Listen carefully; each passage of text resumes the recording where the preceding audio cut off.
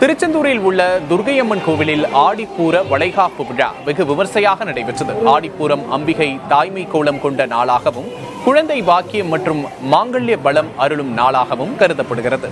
அதன்படி துர்க்கையம்மனுக்கு எண்ணிலடங்காத வளையல்களால் அலங்காரம் செய்யப்பட்டு மடி நிறைந்த வளைகாப்பு வைபவம் நடைபெற்றது.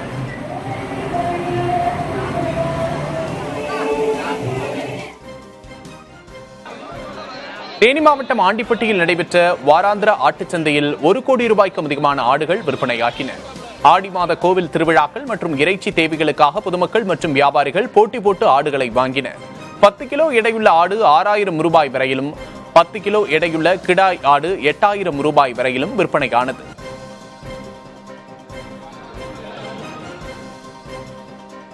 கர்நாடக அணைகளில் இருந்து நீர் திறப்பு அதிகரிக்கப்பட்டிருப்பதால் காவிரி ஆற்றில் நீர்வரத்து 98,000 கனடியிலிருந்து 1,05,000 கனடியாக அதிகரித்துள்ளது. இதனால் ஒகேனக்கலில் அருவிகள், பாறைகள் மூழ்கி வெள்ளக்காடாக மாறியிருப்பதால் சுற்றுலா பயணிகள் குளிக்கவும் பரிசல் இயக்கவும் 3வது நாளாக தடை விதிக்கப்பட்டுள்ளது.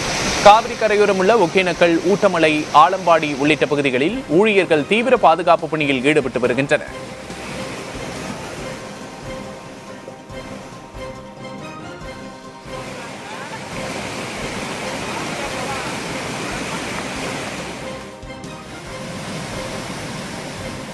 கோபிச்செட்டிப்பாளையம் அருகே பவானி ஆற்றில் ஏற்பட்ட வெள்ளப்பெருக்கால் கடந்த சில தினங்களாக ஆற்றில் பரவியிருந்த ஆகாய தாமரை செடிகள் அடித்துச் செல்லப்பட்டுள்ளன. தென்மேற்கு பருவமழையால் பவானிசாகர் அணையின் நீர்மட்டம் 102 அடியை எட்டிய நிலையில் உபரி நீர் முழுவதுமாக பவானி ஆற்றில் வெளியேற்றப்படுகிறது. இதனால் கொடிவேரி அணை வழியாக அதிக வெள்ள நீர் வெளியேறி ஆற்றில் வெள்ளப்பெருக்கு ஏற்பட்டுள்ளது. முன்னதாக நீர்வளத்துறையின் சார்பில் தாமரை செடிகளை அகற்றும் பணி நடைபெற்றாலும் முழுமையாக அகற்ற முடியவில்லை. தற்போது வெள்ள நீர் அவற்றை இயற்கையாகவே அகற்றியதாக அதிகாரிகள் தெரிவித்துள்ளனர்.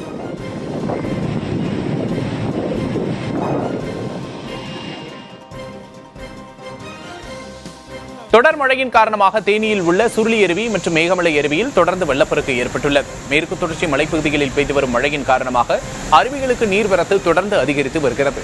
இதனால் சுற்றுலா பயணிகள் குளிப்பதற்கு தடை விதிக்கப்பட்டுள்ளது.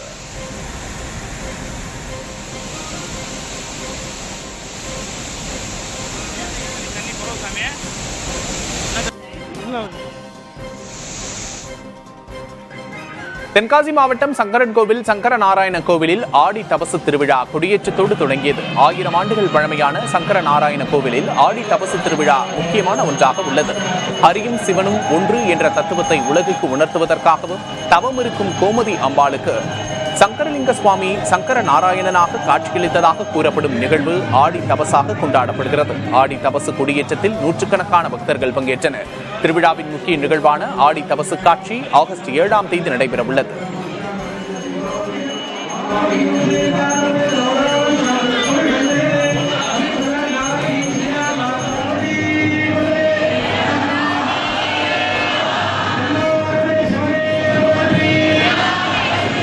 தமிழகத்தில் தேங்காய் எண்ணெயின் விலை புதிய உச்சத்தை தொட்டுள்ளது.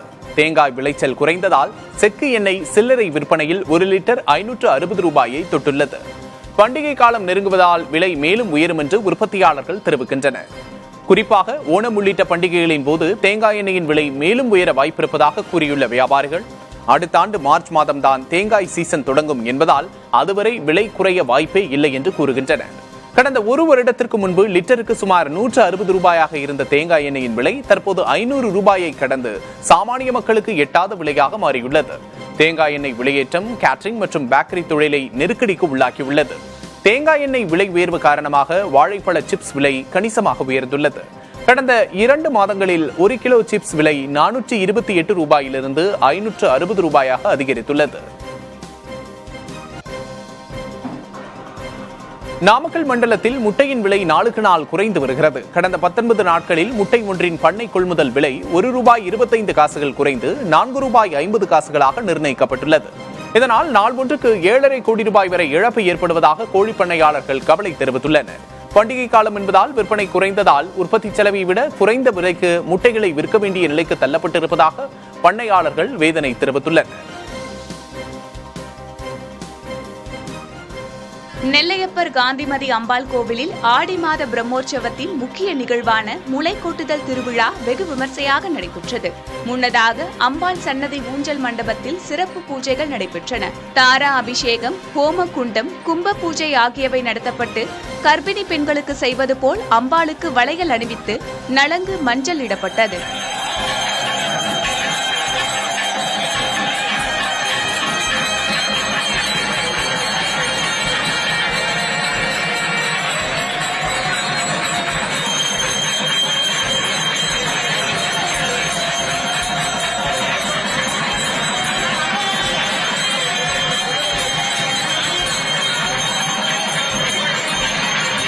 தொடர்ந்து காந்திமதி அம்பாள் மடியில் முளைப்பயிறு கட்டும் வைபவம் நடைபெற்றது.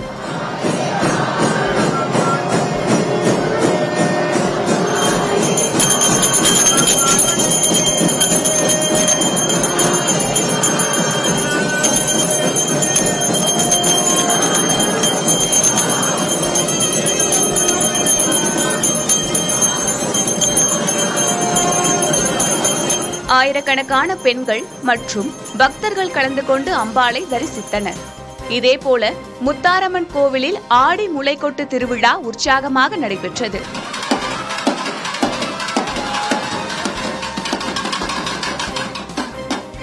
நீலகிரி மாவட்டம் கூடலூர் அருகே தேயிலை தோட்டத்தில் பதுங்கியுள்ள புலியை பிடிக்க தானியங்கி கேமராக்கள் பொருத்தப்பட்டுள்ளன. தேவசோலை சர்க்கார் மூலை பகுதியில் தேயிலை தோட்டத்தில் பதுங்கியுள்ள புலி கடந்த 2 வாரங்களில் மட்டும் 8 மாடுகளை வேட்டையாடி கொன்றுள்ளது. தொடர்ச்சியாக மாடுகளை கொன்று வரும் புலியை கூண்டு வைத்து பிடிக்க அப்பகுதி மக்கள் கோரிக்கை வைத்து வருகின்றனர்.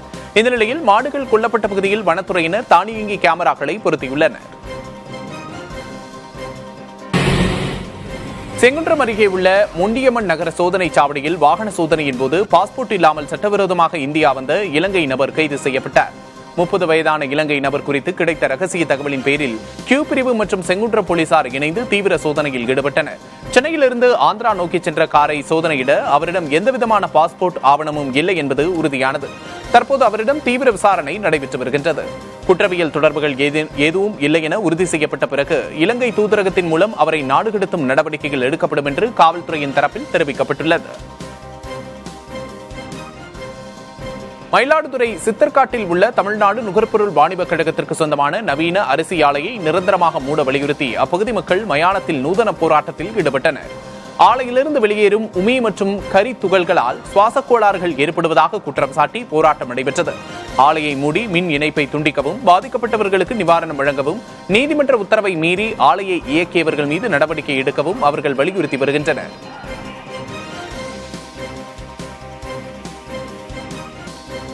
மயிலாடுதுறை மாவட்டம் சீர்காழி அடுத்த திருவெண்காடு புதன்கோவிலில் உள்ள அகோரமூர்த்திக்கு ஆடிப்பூரத்தை ஒட்டி மகா தீபாராதனை நடைபெற்றது. பல்வேறு வாசனை திரவியங்கள் கொண்டு அபிஷேகம் செய்யப்பட்ட பின்பு மலர்களால் அலங்காரம் செய்யப்பட்டிருந்தது.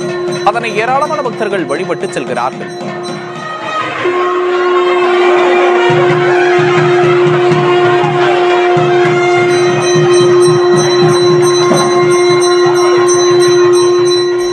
நாகை மாவட்டம் வேதாரண்யம் அருகே உள்ள கொடிமுத்து மாரியம்மன் கோவிலில் ஆடி பெருவிழா காத்தவராயன் செடில் உற்சவ விழா உற்சாகமாக நடைபெற்றது. குழந்தைகள், பெரியவர்கள் என 400 பேர் செடில் ஏறி தங்களது வேண்டுதல்களை நிறைவேற்றினர்.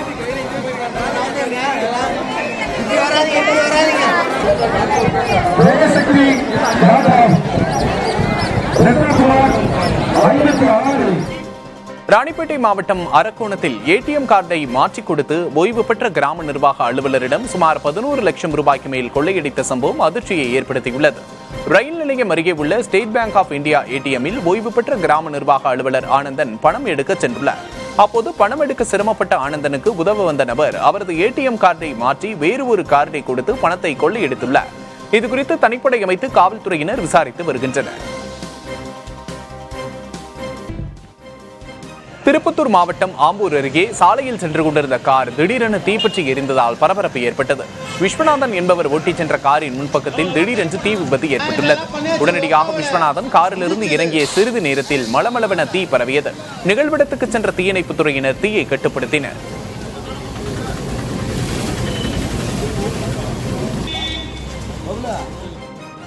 கோவை புறநகர் பகுதியில் அதிகரித்து வரும் தண்ணீர் எடுக்கும் நிறுவனங்களால் நிலத்தடி நீர்மட்டம் அதல பாதாளத்துக்கு சென்று விவசாய நிலங்கள் பாதிக்கப்படுவதாக குற்றச்சாட்டு எழுந்துள்ளது. மேற்கு தொடர்ச்சி மலையடிவாரத்தில் உள்ள நொய்யல் ஆற்றுப்படுகை மற்றும் அதனை ஒட்டியுள்ள பகுதிகளில் மினரல் வாட்டர் நிறுவனங்கள் போர்வெல் அமைத்து குறைந்த ஆழத்திலேயே தண்ணீர் எடுப்பதாக கூறப்படுகிறது. கடந்த 20 ஆண்டுகளில் இந்த நிறுவனங்களின் எண்ணிக்கை 30ற்கு மேல் உயர்ந்திருப்பதால் விவசாய கிணறுகளில் தண்ணீர் வற்றி நிலத்தடி நீர்மட்டம் 750 முதல் 1000 அடியாக குறைந்துவிட்டதாக கூறப்படுகிறது. நொய்யல் ஆற்றுப்படுகையில் இயற்கைக்கு முரணாக செயல்படும் இந்த நிறுவனங்களுக்கு தடை விதிக்க வேண்டும் என்று விவசாயிகள் கோரிக்கை விடுத்துள்ளனர்.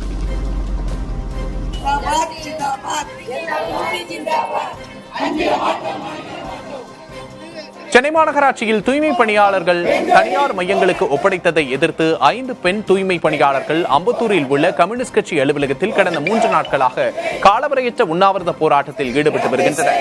15 ஆண்டுகளாக பணிபுரியும் தங்களை நிரந்தரமாக்காததுடன் 40 வயதுக்கும் மேற்பட்டவர்களை நீக்கி இளம் பெண்களை பணிக்கு அமர்த்தும் திட்டம் செயல்படுத்தப்பட்டு வருவதாகவும் இதற்கு பின்னால் மாநகராட்சி ஆணையர் குமரகுருபரன் உள்ளதாகவும் ஊழியர்கள் குற்றம் சாட்டுகின்றனர்.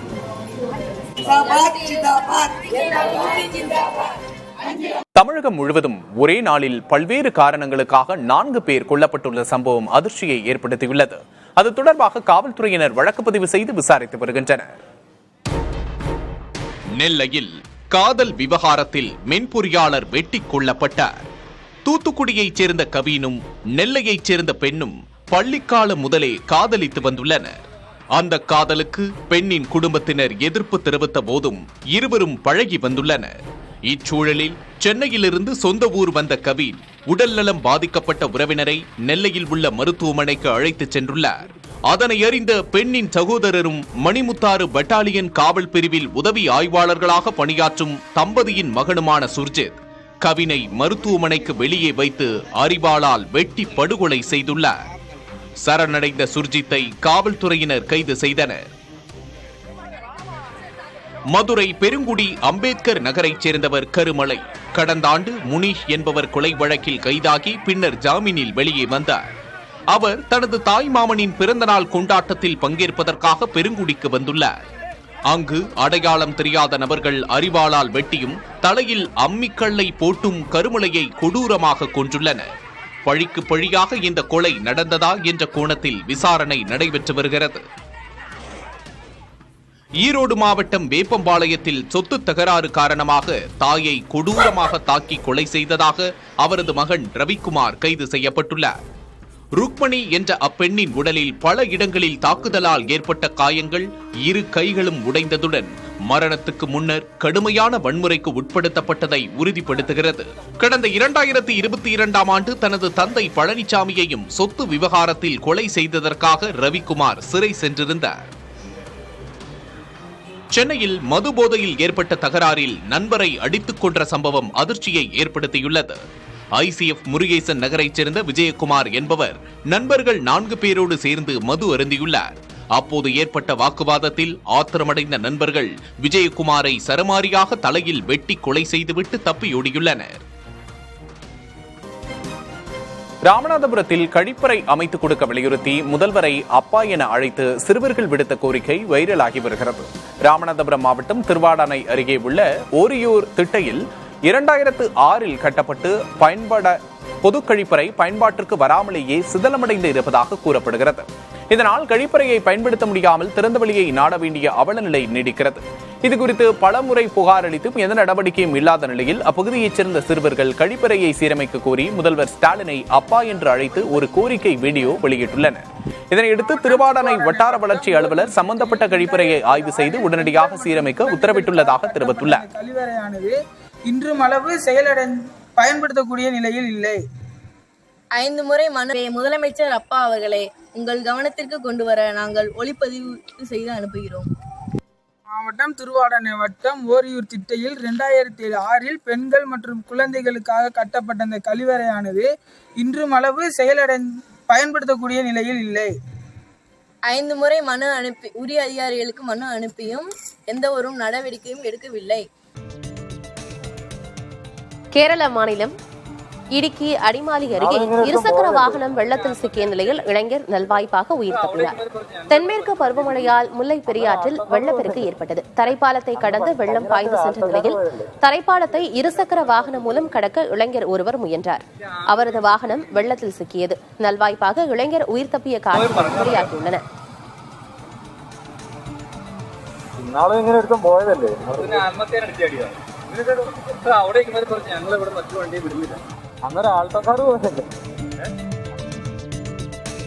விருதுநகர் மாவட்டம் காரியாபட்டி பகுதியில் தென்மேற்கு பருவமழையை எதிர்பார்த்து விவசாயிகள் விளைநிலங்களை உழவு செய்யும் பணியில் மும்முரமாக ஈடுபட்டுள்ளனர். ஆடிப்பட்டத்தின் போது மானாவாரி சாகுபடிக்கு தற்போதைய உழவு கை கொடுக்கும் என்பதால் விளைநிலங்களை பருத்தி, துவரை விதைப்பு ஏற்ற வகையில் டிராக்டர் மூலமாக உழுது மண்ணை பொலிவுபடுத்தும் பணியில் ஈடுபட்டு வருகின்றனர்.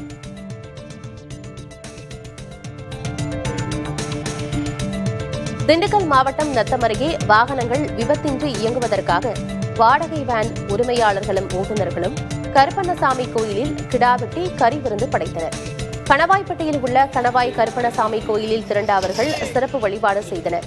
கணவாய் கருப்பணசாமிக்கு ஆளுயர பூமாலையும் 500 எலுமிச்சம் பழங்கள் சேர்க்கப்பட்ட மாலையும் அணிவித்து சிறப்பு பூஜைகள் செய்தனர். மேலும் 10க்கும் அதிகமான கிடாய்களை வெட்டி சமைத்து கறி முட்டையுடன் பொதுமக்களுக்கு அன்னதானம் வழங்கினர்.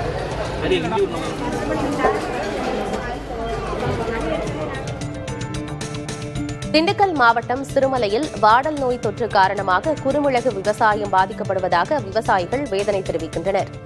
வாடல் நோய் ஏற்பட்ட செடி இருந்த இடத்தில் புதிய குறுமிளகு செடிகளை நடுவதற்கு 5 வருடம் காத்திருக்க வேண்டிய நிலை உள்ளது. சிறுமலையை பொறுத்தவரையில் குறுமிளகு விவசாயம் குறித்து தோட்டக்கலைத்துறை மற்றும் ஸ்பீசிஸ் போர்டு எந்த வழிகாட்டுதல்களும் இதுவரை வழங்கியதில்லை என விவசாயிகள் புகார் தெரிவிக்கின்றனர். இதுகுறித்து சிறுமலை வேளாண்மைத்துறை அதிகாரிகளிடம் விளக்கம் கேட்டபோது நோயை கட்டுப்படுத்த தேவையான உரங்கள், மருந்துகள் குறித்து விவசாயிகளுக்கு விழிப்புணர்வு ஏற்படுத்தப்பட்டிருப்பதாக தெரிவித்தார். இதை நம்ம குறிப்பிட்ட டைம், அதாவது முதல் ஸ்டேஜில் நாங்கள் கண்டுபிடிச்சிட்டோன்னா அதை கிளியர் பண்ணலாம். அதுக்கு ஃபங்கிசைடு மருந்து இருக்குது. அதை வாங்கி கலக்கி அதனோட தூருக்கு ஊற்றிட்டோன்னா எல்லாமே ரெக்டிஃபை ஆகி நல்லபடியாக வந்துடும். அது இல்லை, அதனோட 50% வியாதி அதிகமாகிடுச்சுன்னா அதை நம்மளால் காப்பாற்ற முடியாது.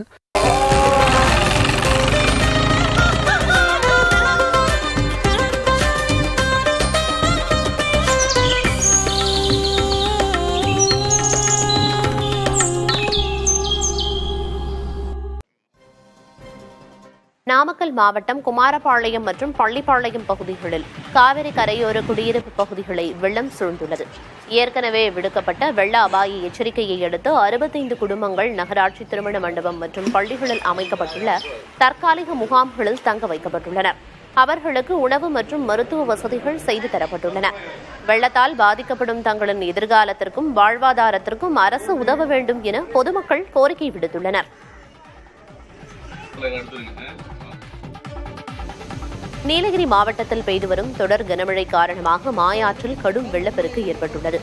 நடுவட்டம், கூடலூர் உள்ளிட்ட பல்வேறு பகுதிகளில் மழை பொழிந்து வருகிறது. இதனால் முதுமலை வனப்பகுதி வழியாக பாயும் மாயாற்றில் தண்ணீர் கரை புரண்டு ஓடுகிறது. தெப்பக்காடு பகுதியில் உள்ள தரைப்பாலத்தை வெள்ளம் மூழ்கடித்துச் செல்கிறது. இருப்பினும் புதிய பாலப்பணிகள் நிறைவடைந்ததால் போக்குவரத்து பாதிக்கப்படவில்லை. இந்த நீர் ஈரோடு மாவட்டத்தில் உள்ள பவானிசாகர் அணையை சென்றடைகிறது.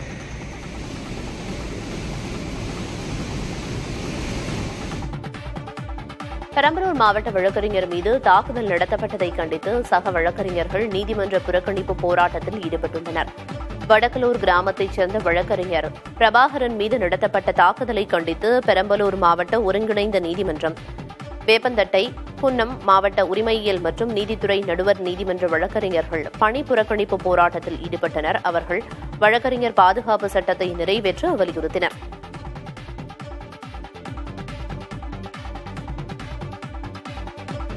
திண்டுக்கல் மாவட்டம் கன்னிவாடி வனச்சரகத்திற்குட்பட்ட காப்புக்காடு பகுதிகளில் அனுமதியின்றி மலையேற்ற பயிற்சி மேற்கொண்ட 29 நபர்களுக்கு வனத்துறையினர் 1,30,000 ரூபாய் அபராதம் விதித்துள்ளனர். காட்டு யானைகள் மற்றும் மாடுகள் அதிகம் உள்ள இப்பகுதி பாதுகாக்கப்பட்ட வனப்பகுதியாக அறிவிக்கப்பட்டிருக்கும் நிலையில் மலையேற்ற பயிற்சிக்கு தடை விதிக்கப்பட்டிருப்பதாக கூறப்படுகிறது.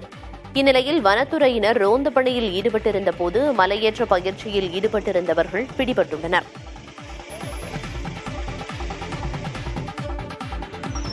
தென்காசி மாவட்டம் புளியங்குடி அருகே சுப்பிரமணியபுரம் பகுதியில் கொல்லம் திருமங்கலம் தேசிய நெடுஞ்சாலையில் காய்கறி ஏற்றிச் சென்ற லாரி நிலை தடுமாறி தலைக்குப்புற கவிழ்ந்தது.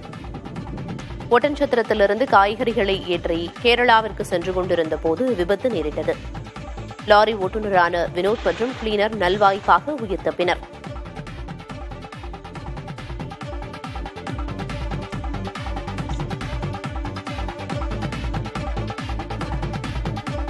ஈரோடு மாவட்டம் கோபிச்செட்டிப்பாளையம் அருகே தோட்டத்து வீட்டில் வசித்த இருவர் மீது ஒரு கும்பல் தாக்குதல் நடத்தியுள்ளது. எலத்தூர் நாகமலை கிராமத்தைச் சேர்ந்த லிங்குசாமியும் அவரது உறவினரான விஜயலட்சுமியையும் உருட்டுக்கட்டையால் தாக்கப்பட்ட நிலையில் அவர்கள் கூச்சலிட்டதை அடுத்து அந்த கும்பல் தப்பி ஓடியதாக கூறப்படுகிறது. படுகாயமடைந்த இருவரும் கோவை தனியார் மருத்துவமனையில் அனுமதிக்கப்பட்டுள்ளனர். புகாரின் பேரில் காவல்துறையினர் விசாரணை மேற்கொண்டு வருகின்றனர். ஏற்கனவே தோட்டத்து வீட்டில் தனியாக இருந்த முதியவர்களை குறிவைத்து கொள்ளை சம்பவங்கள் நடந்ததில் 4 பேர் கைது செய்யப்பட்டது குறிப்பிடத்தக்கது. சேலம் மாவட்டம் மாத்தூர் கடலூர் சாலையில் பூமிக்கடியில் இருந்து பிஎஸ்என்எல் கேபிள்களை திருடியதாக 4 பேர் கைது செய்யப்பட்டனர். பிஎஸ்என்எல் உட்கோட்ட பொறியாளர் குமாரசாமி அளித்த புகாரின் பேரில் காவல்துறையினர் விசாரணை மேற்கொண்டனர். இதில் தருமபுரி மாவட்டத்தைச் சேர்ந்த செல்லக்கண்ணு என்பவர் சரக்கு ஆட்டோவில் வந்து பழைய கேபிள்களை திருடியது தெரியவந்தது. செல்லக்கண்ணு, கோவிந்தன், ரஞ்சித்குமார், வெங்கடேசன் ஆகிய 4 பேரும் கைது செய்யப்பட்டனர். அவர்களிடமிருந்த வாகனமும் பறிமுதல் செய்யப்பட்டது. கிருஷ்ணகிரி மாவட்டம் ஹோசூரில் மாநகராட்சி நிர்வாகம் சார்பில் மாஸ் கிளீனிங் என்ற தூய்மை பணி மேற்கொள்ளப்பட்டது. மேயர் சத்யா உள்ளிட்டோர் ஹோசூர் பேருந்து நிலையம் அருகே சாலையோரம் உள்ள பூக்கடை, பழக்கடை பகுதிகளில் அதிக அளவில் தேங்கியிருந்த குப்பைகளை அப்புறப்படுத்தினர். மேலும் அழுகிய பழங்களை விற்பனை செய்த நபரை கண்டித்து பழங்களை அப்புறப்படுத்தினர். சாலையோர வியாபாரிகளிடம் நெகிழி பைகளை பயன்படுத்தக்கூடாது என மேயர் அறிவுறுத்தி மாற்று ஏற்பாடாக மஞ்சப்பை வழங்கினார். விழுப்புரம் மாவட்டம் மேல்மலையனூர் அங்காளம்மன் கோயிலில் ஆடிப்பூரத்தையொட்டி 2 லட்சத்திற்கும் அதிகமான வளையல்களால் அம்மனுக்கு சிறப்பு அலங்காரம் செய்யப்பட்டிருந்தது. அதிகாலை முதலே நீண்ட வரிசையில் காத்திருந்து பக்தர்கள் வழிபாடு நடத்தி வருகின்றனர். அசோக